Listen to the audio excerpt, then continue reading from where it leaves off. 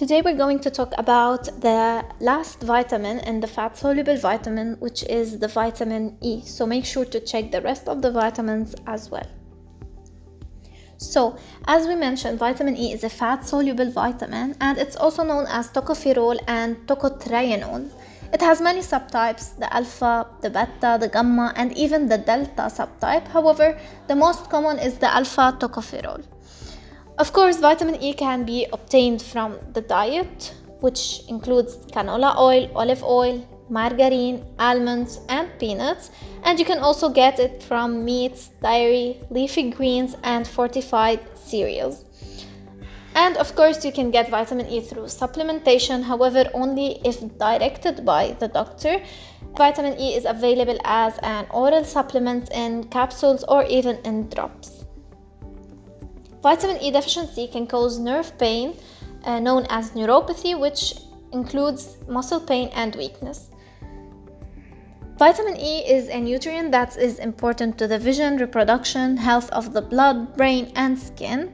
And all of these functions are due to its antioxidant property. So this antioxidant property is really important. So the importance of vitamin E to the vision is by preventing the age-related macular degeneration, which is an eye disease that can blur the central vision. Usually it's age-related and it starts above the age of 50.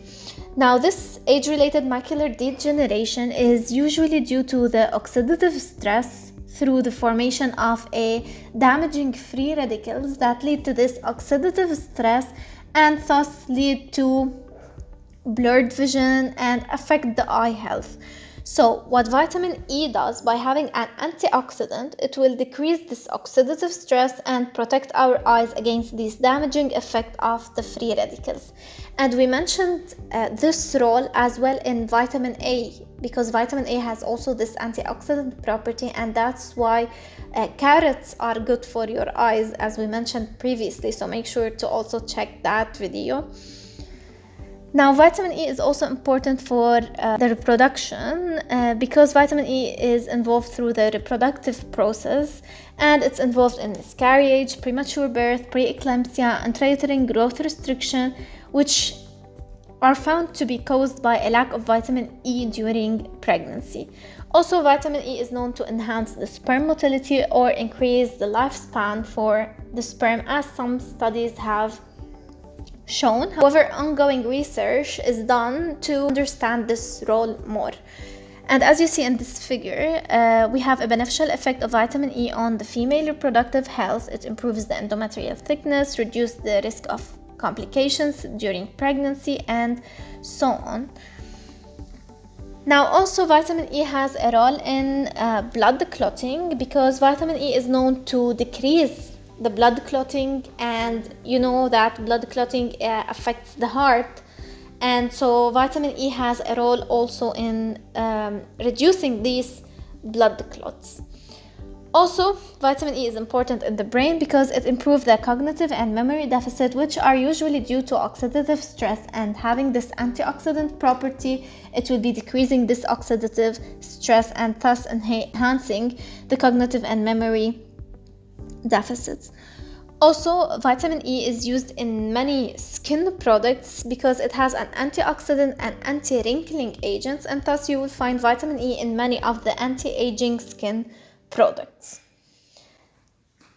Now, what's the relation between vitamin K and vitamin E? As we mentioned, that vitamin E reduces the risk of blood clotting, and thus it enhances the bleeding.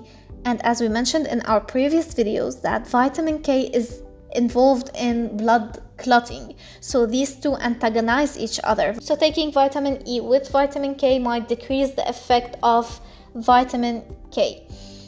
And as we mentioned in the previous video, because vitamin K is responsible for many clotting factors and it forms the clot, however, vitamin E is known for decreasing the formation of clot and thus increasing the risk of bleeding. So in conclusion, vitamin K will be forming a clot, and vitamin E has a role in decreasing the clot formation. So taking vitamin E with vitamin K might decrease the effect of vitamin K. So what if someone is taking an anticoagulant drug? Now, this drug, from their name, they are an anticoagulation or anticoagulants. So they are anti-clotting agents. So they reduce the blood clotting, which is what vitamin E does. Vitamin E, as we mentioned, it decreases also the blood clotting. So vitamin E have a synergistic effect with anticoagulant. However, this synergistic effect might lead to a toxic levels of the drug and further increase the risk of bleeding. So caution must be taken whenever vitamin E is taken with an anticoagulant. And also caution must be taken whenever these anticoagulants are administered with vitamin K as well, because as we say that vitamin K antagonizes the anticoagulant properties by promoting coagulation. So these drugs must be used in caution whenever a vitamin is taken. And as we always say in each video, you should be able to get the amount of vitamin E you need by eating a varied and balanced diet. And you should not get supplementation unless advised by the doctor. So if you take vitamin E supplements, only take when deficient or as suggested by your doctor, and do not take too much as this could be harmful. When taken at appropriate doses, oral use of vitamin E is generally considered safe, and rarely oral use of vitamin E can cause nausea, diarrhea, fatigue, weakness, headache, blurred vision, rash, gonadal dysfunction, increasing the concentration of creatine in the urine, or what we say creatinuria. And of course, the most serious effect that can be obtained by overdosing on vitamin E is the increased risk of bleeding, which is also very important in those that are taking anticoagulants, which can further increase the risk of bleeding. So that is all. Thanks for watching and see you in the next video.